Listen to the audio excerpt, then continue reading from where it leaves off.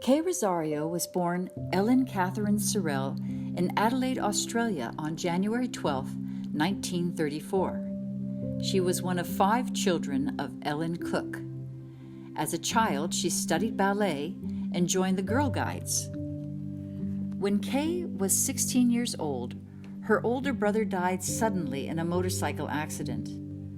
A few years later, her best friend passed away while they were traveling together in the East.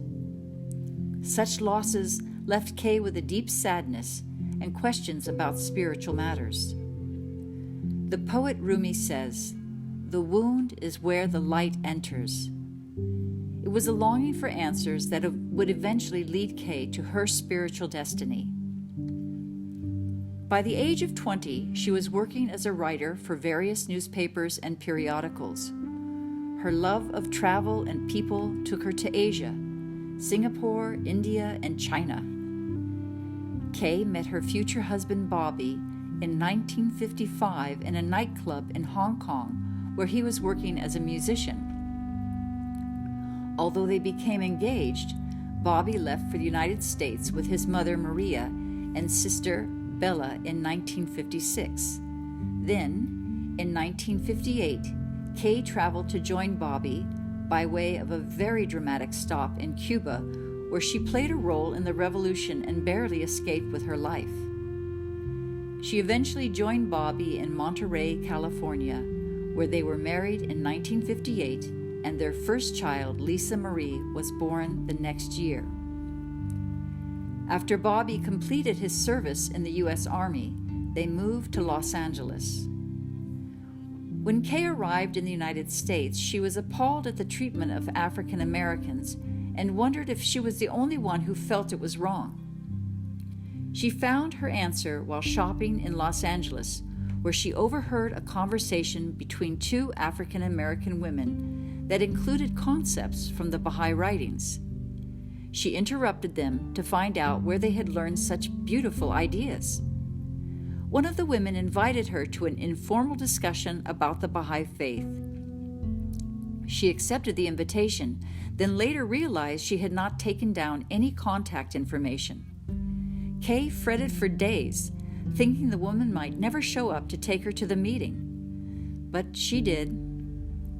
Kay was quick to embrace the Baha'i faith and the progressive social concepts it promoted. She couldn't wait to tell Bobby all about what she was learning. But Bobby took his time. He had more questions and wondered why all these people were in his house all the time, talking late into the night when he came home from work. But eventually Bobby embraced the faith, and the young couple moved to Las Vegas in 1963 to help establish a new Baha'i community.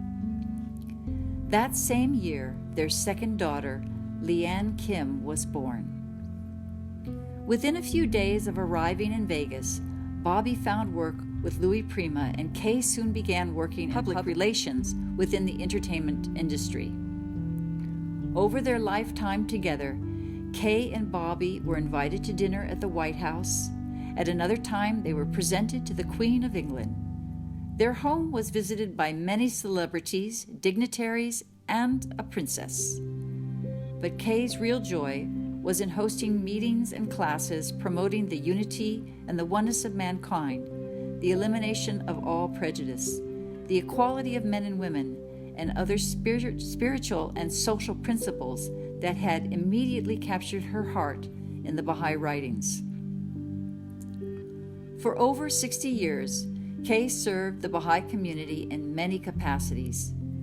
Her clarity of thought, artistic sensibilities, her steadfast love for Baha'u'llah were a magnet which attracted many souls into the gravity of her being. Even in the last few years, when she lived in 2 separate senior residences, she would be surrounded by a gaggle of women drawn by Kay's natural charisma. Kay never hesitated to step up to support a person, a family, an idea, a cause, or a principle she felt worthy. We will hear a few stories tonight from those who were offered a home, a listening ear, and usually some pretty candid advice. For the last couple of years, Kay lived in the home of Ellen Spears, who made every effort to make her comfortable and happy.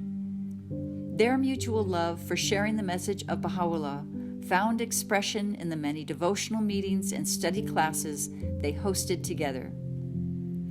Kay was cared for by Antonia Vera. A sweet love grew between them, and Antonia's helping hand and gentle presence was a great gift to the very end. Kay was graced with 4 grandchildren, Nicole, Tyler, Johnny, and Sarah, and 2 great-grandchildren, Zeta and Zia. But she had an enormous extended family. That includes all of you joining us for this memorial. Kay was taken to the hospital on May 29th, and through God's mercy, took a swift flight to the Apa Kingdom on June 4th, the day after she was moved to the hospice care. Kay continually promoted the faith she held so dear and touched many lives along the way.